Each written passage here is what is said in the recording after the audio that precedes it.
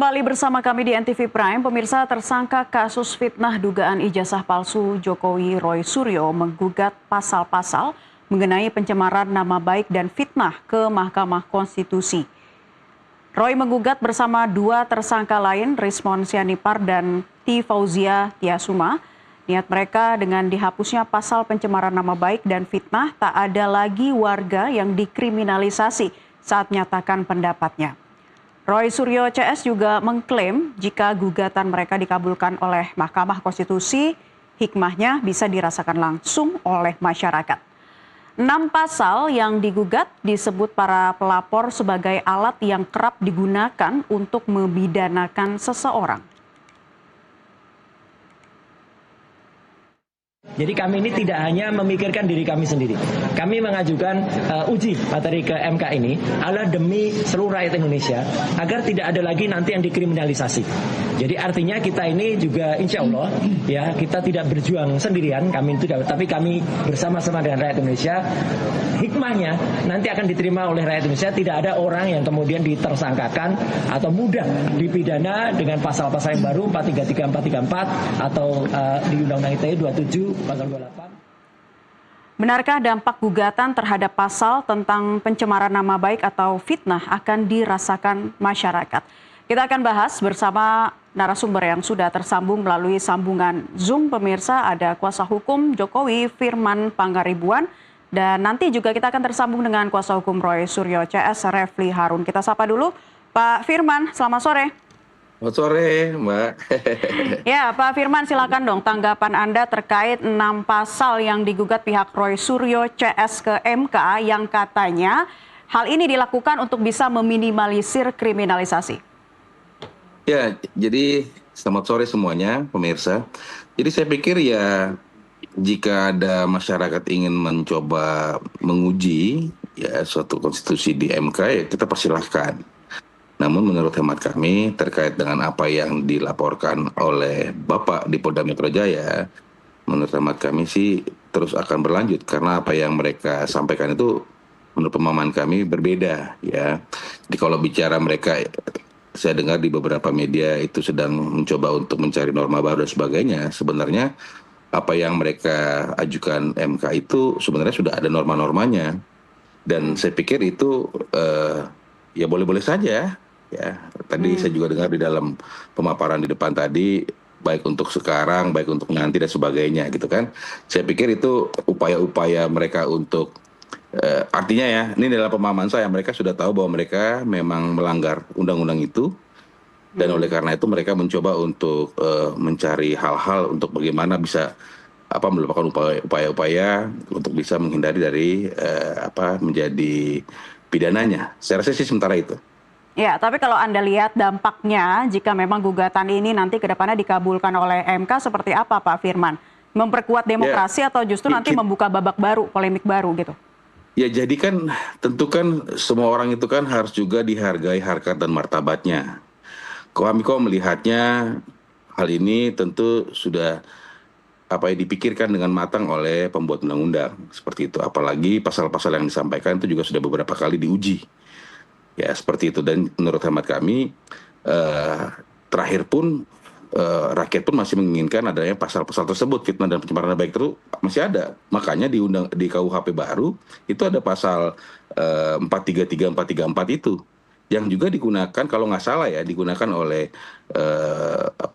pihak Roy Suryo juga untuk melaporkan Pak Egy CS lah seperti itu. Jadi saya pikir ini kan mereka juga saling lapor kan gitu kan menggunakan pasal yang sama gitu kan. Jadi kontradiktif. Tapi satu sisi mungkin sedang mencoba-coba aja ke sana kemari, dan saya pikir ya silahkan, dan kalau memang menggunakan haknya sebagai warga negara untuk menguji di MK ya silahkan, tinggal dibuktikan saja. Tapi buat kami harkat dan martabat orang itu harus dihargai. Itu amanat dari undang-undang juga pasal 28G kalau saya tidak salah. Dan oleh karena itu saya pikir tidak ada yang bersalahan dengan pasal-pasal yang disampaikan, yang diajukan itu. Dan saya pikir ya kita lihat saja nanti. Jadi kita nggak bisa menanggapi lebih dini gitu ya. Tapi kami akan lebih fokus kepada bagaimana penanganan di Polda Metro Jaya ini dapat berjalan dengan baik, lancar, dan akuntabel. Saya rasa itu. Oke, pihak Roy Suryo CS ini menyatakan bahwa dengan menggugat dari 6 pasal ini ke MK justru bisa akan menguatkan demokrasi. Ini tujuannya untuk masyarakat begitu. Tapi kalau kata Anda sendiri, ini seperti apa nih pasal-pasal yang di dalamnya yang kemudian tidak berubah? Jadi kan saya jadi ingin mengupas mengenai apa yang kita lakukan aduan dan pelaporan itu. Bahwa di Januari sampai dengan April 2025, ya pihak Roy Suryo CS itu kan melakukan upaya-upaya dugaan pencemaran nama baik dan fitnah dan menggunakan juga fasilitas IT kan gitu, ITE kan gitu.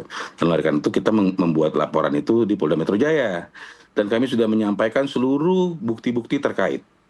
Ya, dan oleh karena itu pada saat dilakukan pemeriksaan oleh pihak penyidik dari penyelidikan ke penyidikan itu dengan jelas ditemukan hal pidananya apa.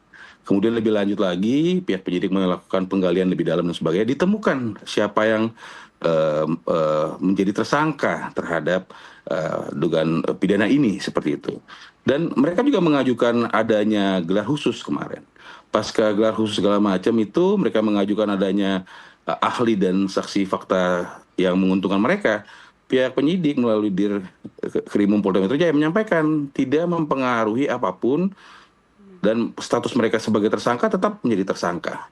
Lebih lanjut lagi, dilimpah kepada kejaksa. Hari ini jaksa sudah memberikan feedback, dan artinya apa? Artinya pihak jaksa mencermati semua hal ini. Dan akan, menurut hemat kali, setelah nanti dilengkapi oleh pihak penyidik, akan disidangkan. Jadi saya pikir kita akan fokus di situ aja, apapun hal-hal yang dilakukan sama teman-teman Roy Suryo CS ini merupakan menurut saya sensasi-sensasi saja. Itu yang kita lihat terus. Dan menurut saya boleh-boleh saja kita tidak perlu menanggapi lebih lanjut karena itu hak dari setiap warga negara untuk melakukan upaya-upaya di MK. Saya rasa itu. Saya ke Bang Refli Harun yang juga sudah bergabung melalui sambungan Zoom bersama kami. Bang Refli. Bang Refli Harun. Selamat sore, kalau saya lagi nyetir, jadi saya tidak masukkan. Baik, hati-hati Bang Refli. Ini bersama saya Naila Husna. Bang Refli, coba tolong jelaskan apa sih yang dipersoalkan dari 6 pasal yang digugat dari pihak Roy Suryo CS ke MK dengan bahasa yang lebih mudah dimengerti oleh masyarakat, Bang. Jadi kita tahu bahwa bukan Roy Suryo CS ya, saya khusus Roy Suryo, Rismon Sianipar, dan Dr. T. Fauzia Tiasuma atau RRT. Oke. Jadi tiga itulah ya saya diberi mandat atau kuasa hukum. Karena itu saya akan jelaskan. Yang dimohonkan adalah pasal-pasal yang digunakan untuk menersangkakan RRT, Roy Rismon dan Tifa. Yaitu pasal 310 KUHP lama, pasal 311 KUHP lama, pasal 27 Undang-Undang ITE, pasal 28 ayat 2 Undang-Undang ITE, pasal 32 ayat 1 Undang-Undang ITE, dan pasal 35 Undang-Undang ITE. Pasal itu memberikan ancaman hukuman mulai dari 9 bulan terkecil hingga 12 tahun penjara. Nah, ada satu interpretasi yang kami inginkan ya terhadap penggunaan pasal-pasal tersebut, bahwa seharusnya kalau itu berkaitan dengan public interest atau urusan publik atau public affairs, maka pasal-pasal itu tidak bisa digunakan untuk menjerat seorang peneliti atau seorang warga negara yang menyatakan pendapatnya baik secara lisan dan tulisan, karena itu dilindungi oleh konstitusi sebagai constitutional right. Karena itulah kita kemudian ke Mahkamah Konstitusi agar Mahkamah Konstitusi memberikan tafsir bahwa pasal-pasal tersebut yang kita masalahkan itu tidak bisa atau tidak boleh digunakan untuk menersangkakan seorang peneliti atau orang yang berpendapat karena jelas-jelas melanggar konstitusi. Itu secara garis besarnya ya. Tetapi ini tidak hanya untuk kepentingan RRT, tetapi untuk kepentingan kita semua. Jangan lupa kita menahbiskan diri kita sebagai negara konstitusional demokrasi. Negara konstitusional demokrasi itu adalah negara yang menghargai, yang melindungi perbedaan pendapat, menyampaikan opini, menyampaikan pendapat baik secara lisan dan tulisan. Dan kalau seandainya Anda tidak setuju dengan pendapat yang disampaikan orang, maka balaslah dengan pendapat. Seperti yang dikatakan Profesor Aceng, ahli bahasa, dia tidak melihat adanya fitnah, penghinaan, dan lain sebagainya. Yang dia lihat adalah sebuah mempertanyakan, ya, atau sebuah pertanyaan, atau meragukan, atau sesuatu yang dia nyatakan. Jadi kalau misalnya orang meragukan, silakan dijawab dengan fakta yang lebih meyakinkan. Apa yang diragukan misalnya, bahwa ijazah Jokowi asli. Bahkan berdasarkan penelitian Roy Suryo, Rismon Sianipar, dan Tifauza Tiasuma, 99,9% ijazah itu palsu. Ijazah palsu yang mana? Ya, ijazah yang sudah keluar selama ini, yang diakui oleh pendukung Jokowi sebagai asli. Yang disampaikan oleh Bareskrim Mabespori pada press conference tanggal 22 Mei 2025. Nah, itulah subjek penelitian yang dilakukan oleh RRT. Ya. Jadi kawan-kawan semua, ya, jangan salah bahwa permohonan ini ingin justru lebih meneguhkan prinsip-prinsip negara hukum yang kadang-kadang lalai ditegakkan bahkan oleh seorang mantan kepala negara sendiri yang tidak paham bahwa negara kita adalah negara hukum yang demokratis. Sehingga menggunakan hak-haknya sebagai warga negara biasa untuk kemudian melaporkan orang yang melakukan penelitian berpendapat. Nah, kalau pelajaran ini tidak sampai kepada Pak Jokowi, prihatin saya sebagai warga negara, ya. Bagaimana seorang presiden justru secemen itu, ya, gitu. Bang Refli, gitu. Jadi tujuan dari gugatan ini agar pasalnya diubah atau diperluas sih sebetulnya? Pasalnya itu diperluas tafsirnya. Jadi tidak bisa sembarangan. Jadi sebagai contoh misalnya, MK sudah mengatakan bahwa pasal-pasal pencemaran nama baik tidak berlaku bagi pejabat publik, tidak berlaku bagi badan publik, tidak berlaku bagi institusi yang ajak. Nah, kita ingin minta perluas, tidak hanya pejabat publik, tapi juga urusan publik atau public affairs. Memang di pasal 310 ada pengecualian seperti itu, tapi pengecualian itu pun tidak dipakai. Nah, kami meminta pengecualian itu berlaku untuk semua pasal yang dikenakan kepada para tersangka. Nah, ini yang kita perjuangkan sebagai bagian dari bagaimana kita menegakkan demokrasi dan hak asasi manusia yang unfortunately mantan kepala negara tidak paham, termasuk para lawyernya sekalipun.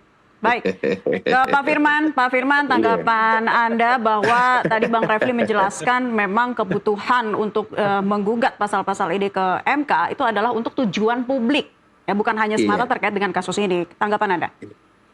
Ya kan tadi saya sudah sampaikan bahwa hal-hal tersebut sebenarnya sudah beberapa kali diajukan ya di MK. Tapi kan kita juga harus menjaga harkat dan martabat, itu menjadi standar etik kita menurut hemat kami, gitu kan. Kalau dibilang tadi bla bla bla bla, ya menurut saya itu juga tidak ada urusannya dengan apa yang kita ajukan dan kita laporkan. Bahwa yang mereka lakukan itu kan memang sangat tendensi sekali seperti itu. Dan lagi pula pasal 28 ayat G Undang-Undang 1945 itu menjamin perlindungan terhadap Undang-Undang Dasar. Ya, Undang-Undang Dasar 1945 itu menjamin adanya harkat dan martabat yang harus dijaga. Ya, seperti itu. Tapi terlihat sangat tendensinya di mana, Pak Firman? Iya, karena di dalam apa yang mereka lakukan itu tidak ada sebenarnya penelitian. Dari bukti-bukti yang kami sampaikan tidak seperti itu. Dan oleh karena itu, jika ada perbedaan-perbedaan pendapat seperti ini, maka akan diuji di pengadilan. Seperti itu. Dan pasal-pasal terkaitnya pun mengatakan demikian. Dulu, kalau saya tidak salah, 312 KUHP. Itu disampaikan, jika ada perbedaan, ya silakan dibuktikan. Kan gitu. Nah, sekarang kan lebih lanjut lagi. Teman-teman ini mencoba mereview kan, gitu kan, ke MK seperti itu. Judicial review seperti itu. Nah, silakan aja. Tapi kita melihatnya, ya ini sudah sesuai. Dan oleh karena itu pasal-pasal itu pun 310, 311 pun hadir lagi di KUHP baru di pasal 433, 434 gitu loh. Yang kalau nggak salah ya 312 pun hadir lagi di 410 kalau nggak salah. Tempat berapa saya lupa tuh.